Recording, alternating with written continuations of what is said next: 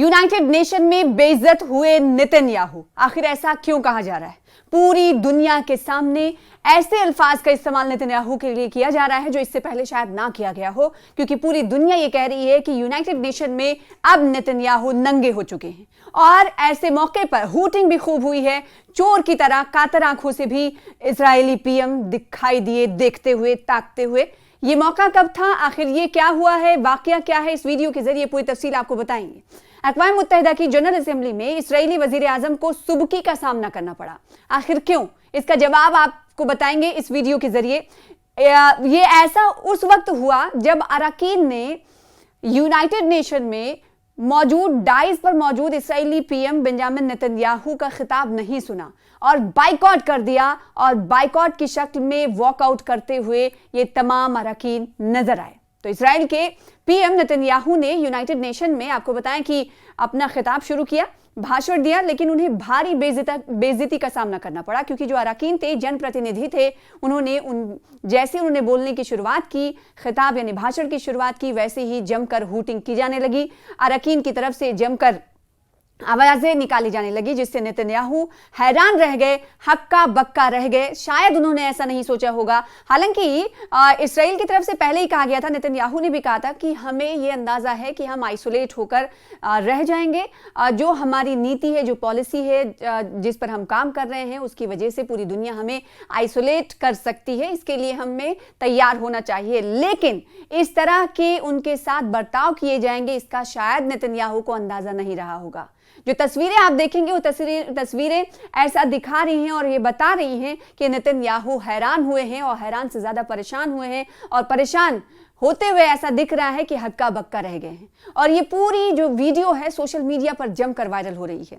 गजा में जारी इस्राएली कत्लेआम के बीच पीएम बेंजामिन नेतन्याहू को यूनाइटेड नेशन में भारी बेइज्जती का सामना उस वक्त करना पड़ा जब इस्राएली पीएम अपना खिताब शुरू करने के लिए डाइस पर चढ़े थे, मंच पर चढ़े थे। अब सवाल ये उठता है कि कौन कौन से मंदुबीन की तरफ से, अरकान की तरफ से हूटिंग की गई और बाइकआउट किया गया। और जैसे ही इस्राएली पीएम ने अपने भाषण की शुरुआत की, खिताब की शुरुआत की, ऐसे ही वॉकआउट किया। कौन कौन से ममालिक इनमें शामिल हैं और कौन से ऐसे मुल्क हैं जो इस्राएली पीएम के भाषण को, खिताब को सुनने के लिए मौजूद रहे यूनाइटेड नेशन में, ये आपको बताते हैं। अमेरिका, इस्राएल और कुछ दूसरे ममालिक को छोड़कर सभी देशों के अरकान प्रतिनिधि बैठक से बाहर चले गए। इस दौरान नेतन्याहू चुप रहे, जबकि दिगर ममालिक के अरकान ने जोरदार हूटिंग की। इस्राएल के पीएम ने यूनाइटेड नेशन में तकरीबन 45 मिनट का खिताब किया, भाषण दिया, और जब उनका खिताब खत्म हुआ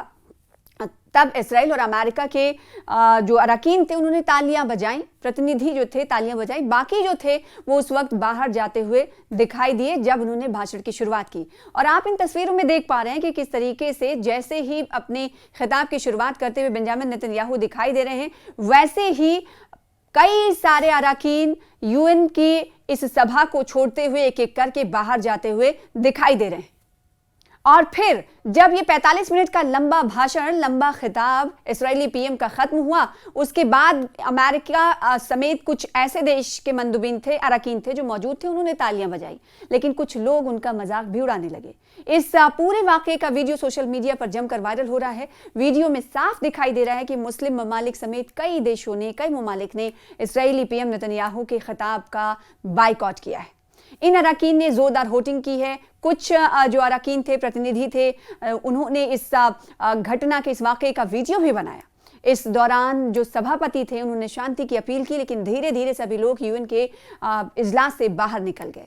तो अक़वाम मुत्तहिदा की जनरल असेंबली में इस्राएली वजीर आजम बेंजामिन नेतन्याहू को उस वक्त सुबकी का सामना करना पड़ा जब उनके खिताब के दौरान ज़्यादातर अरकान हॉल से बाहर चले गए।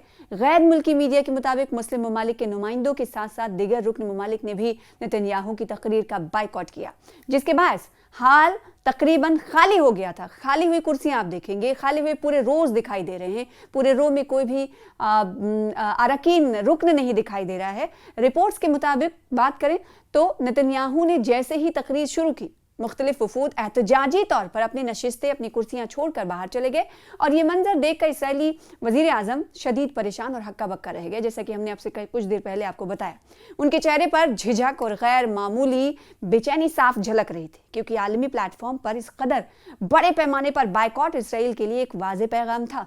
जी आप, भले ही इसराइल ने ये ना सोचा हो कि उनके साथ ऐसा हो सकता है, लेकिन कहीं ना कहीं जब ऐसा हुआ, यानी ये वाकया सरजद हुआ, तो इसराइली पीएम को ये बिल्कुल साफ हो गया कि ये पूरी तरीके से इन ममालिक की तरफ से इसराइल को पैगाम है कि गजा में जो कत्लेआम जारी रखे हुए इसराइल, उसके खिलाफ हैं ये। और इस बीच जब 40 मिनट का लंबा खिताब चल रहा था इसराइली पीएम ने, तो उन्होंने क्या कहा था ये भी जानने वाली जरूरत है कि अपने भाषण में क्या क्या जिक्र किया, किन किन ममालिक को शामिल किया, किसको लेकर बोले। आपको बताया कि इसराइली पीएम बेंजामिन नेतन्याहू ने जो कुछ ममालिक के अरकान के दरमियान जब उन्होंने अपने खिताब, अपने भाषण की शुरुआत की, तो उसमें गजा युद्ध, लेबनान जंग, सीरिया पर हमले, इराकी मिलिशिया की सफाई और ईरान पर हमले का जिक्र किया। अपने खिताब के दौरान, भाषण के दौरान उन्होंने ऐलान किया कि मिडिल ईस्ट में अशांति फैलाने वाले सभी दहशतगर्दों का सफाया कर दिया गया है। उन्होंने अब्राहम समझौते के बारे में भी एक चौंकाने वाला दावा किया। नेतन्याहू ने कहा कि हमारी जो जीत हुई है वो तारीखी है, अब्राहम समझौतों को और तौसी देगी, जिसका जिक्र उन्होंने अमेरिकी राष्ट्रपति ट्रंप और अरब नेताओं के साथ हुए समझौते में किया। गौरतलब है कि हाल ही में इसराइल ने कतर पर हमला किया था और हमास नेताओं को निशाना बनाया था। हालांकि हमास के जो टॉप लीडर्स थे इन हमलों से बच गए थे।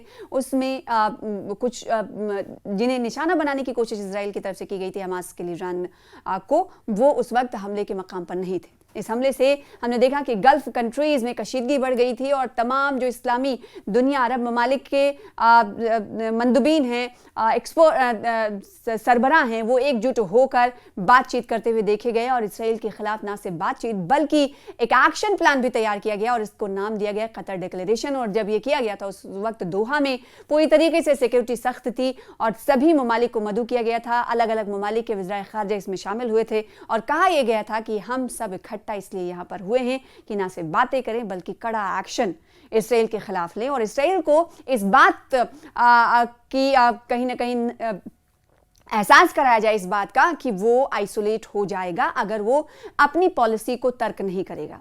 और अब एक्सपर्ट का मानना है कि इस हमले के बाद किसी भी मुस्लिम देश, खासकर सऊदी अरब, यानी जब कतर पर हमला किया गया था उस वक्त एक्सपर्ट ये मानते हैं कि खासकर सऊदी अरब और इसराइल के बीच अब्राहम समझौते का सफल होना असंभव है। तो अब इसराइल को फूक फूक कर कदम रखने की जरूरत है। इस इंसिडेंट के बाद कहीं ना कहीं कहा जा सकता है कि इसराइल की खिल्ली उड़ी है पूरी दुनिया के सामने। ये कोई आम लोग नहीं, जो लोग यहाँ यूएन में बैठे हुए थे, ये अलग अलग ममालिक के अरकान हैं, जनप्रतिनिधि हैं, जो इसराइल को आईना दिखाते हुए नजर आए।